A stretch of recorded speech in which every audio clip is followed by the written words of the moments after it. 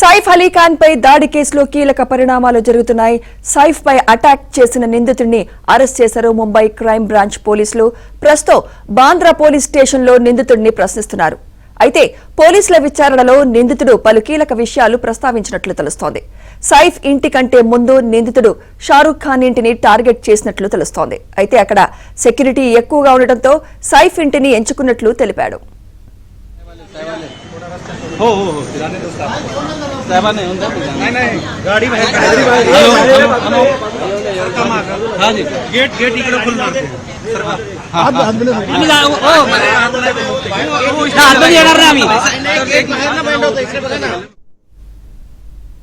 ఇదే అంశంపై మరింత సమాచారం మా ఢిల్లీ ప్రతినిధి సతీష్ అందిస్తారు. సతీష్, దుండగుడి నుంచి ఎలాంటి విచారణ రాబట్టారు?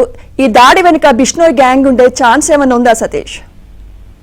సుమిత్ర, మొత్తానికి అయితే సైఫ్ అలీ ఖాన్ పై దాడి జరిగిన ఘటనలో నిందితుల్ని ఈ రోజు ఉదయాన్నే అదుపులోకి తీసుకున్నారు. దాదాపు 10 బృందాలతోని విచారణ వేగవంతం చేశారు. విచారణ వేగవంతం చేయడంతో ఒక్కసారి అతను అదుపులోకి తీసుకుని ప్రస్తుతానికి విచారిస్తున్నారు. బాంద్రా పోలీస్ స్టేషన్ లో ఇంట్రాగేషన్ అయితే కొనసాగుతుంది. అయితే నిందితుడు కొన్ని కీలకమైన సమాచారం పోలీసులకు వారి ఇంట్రాగేషన్ లో చెప్పినట్టు కూడా తెలుస్తుంది. ప్రధానంగా మొదట బాలీవుడ్ సూపర్ స్టార్ అయిన షారూక్ ఖాన్ నివాసంలో దొంగతనానికి ప్లాన్ చేసినట్టు కూడా పోలీస్ ముందు వస్తున్నట్టు కూడా తెలుస్తుంది. అనంతరం అక్కడ సెక్యూరిటీ పెద్ద ఎత్తున ఉండడంతో సైఫ్ అలీ ఖాన్ నివాసంలో చోరీకి ప్రయత్నించినట్టుగా కూడా ఇన్వెస్టిగేషన్ లో వస్తున్నట్టు కూడా తెలుస్తుంది. మరికొన్ని వివరాలు కూడా రావాల్సింది. అయితే చోరీకి వెళ్ళిన సందర్భంలో ఎందుకు చోరీకి కాకుండా సైఫ్ అలీ ఖాన్ పైన ఏకంగా అటాక్ చేయడం గల కారణాలు అంటే ఆ సందర్భంలో ఏం జరిగిందనే కొన్ని కూడా మరికొన్ని ప్రశ్నల వర్షంలో కురుస్తున్నట్టు తెలుస్తుంది. ఉదయం నుంచి కూడా బాంద్రా పోలీస్ స్టేషన్ పెద్ద ఎత్తున కూడా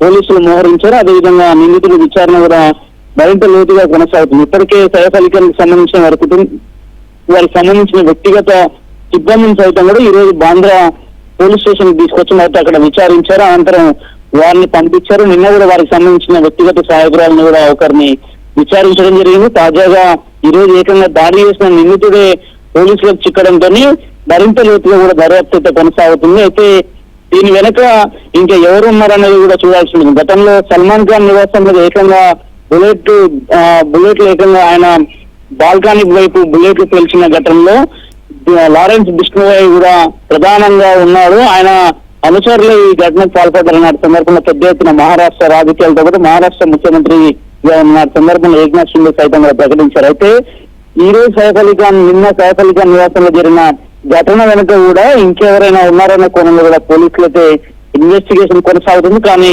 మొదట నిందితుడిని పట్టుకున్నారు కాబట్టి వారి నుంచి మరింత సమాచారం సేకరించాల్సిన అవసరం కూడా పోలీసులు ఉంది కాబట్టి ఖచ్చితంగా ప్రస్తుతానికైతే ఇన్వెస్టిగేషన్ అయితే కొనసాగుతుంది. కానీ నిందితుడు చెప్తున్న ప్రకారం బయటకు వస్తున్న సమాచారం ప్రకారం చూస్తే మాత్రం మొదట షారూక్ ఖాన్ నివాసాన్ని టార్గెట్ చేశాము, అనంతరం అక్కడ ప్లాన్ చేంజ్ చేసి ఇక్కడికి వచ్చానని చెప్తున్నా. కానీ ఒక్కడే ఈ ప్లాన్ లో ఉన్నారో లేకపోతే దీని వెనక ఇంకెవరు ఉన్నారో, దొంగతనం అనేది కేవలం ఒక కుట్రగా పెట్టి దాని తరఫున హతమార్చే ఏమైనా చేశారనే కోణంలో కూడా పోలీసుల ఇన్వెస్టిగేషన్ అయితే కొనసాగుతుంది.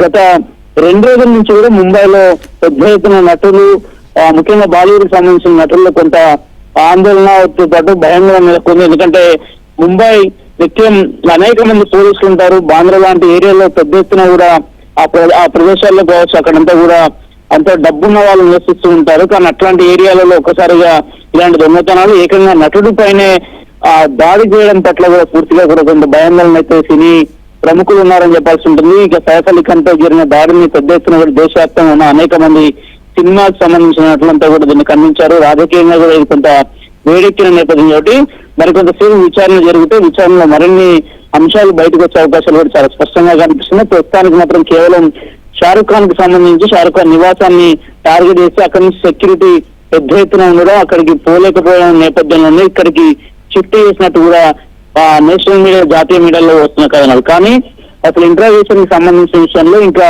ఏ అంశాలు బయటికి రావాల్సింది, అసలు ఎందుకు ప్లాన్ చేశారు, ప్లాన్ చేస్తే ఎందుకు ఏకంగా కత్తితో దాడి చేయాల్సిన అవసరం వచ్చింది, అసలు ఇంట్లోకి ప్రవేశించిన సందర్భంలో ఏం జరిగిందనే కోణంలో కూడా పోలీసుల యొక్క ఇన్వెస్టిగేషన్ జరుగుతుంది. మొత్తం 7 బృందాలుగా విడిపోయిన పోలీసులంతా కూడా దాదాపు నిన్న ఉదయం కేసును స్వీకరించిన అనంతరం కూడా నిన్నటి నుంచి నేటి వరకు కూడా మొత్తం 24 గంటల పాటు కూడా శ్రమించి నిందితుని ప్రస్తుతానికి అదుపులోకి తీసుకున్నారు. వీడియోలో పారిపోతున్న నిందితుడిని ఈ రోజు ఉన్న నిందితుడు ఒక్కరిగానే పోలీసులు చెప్తున్నారు.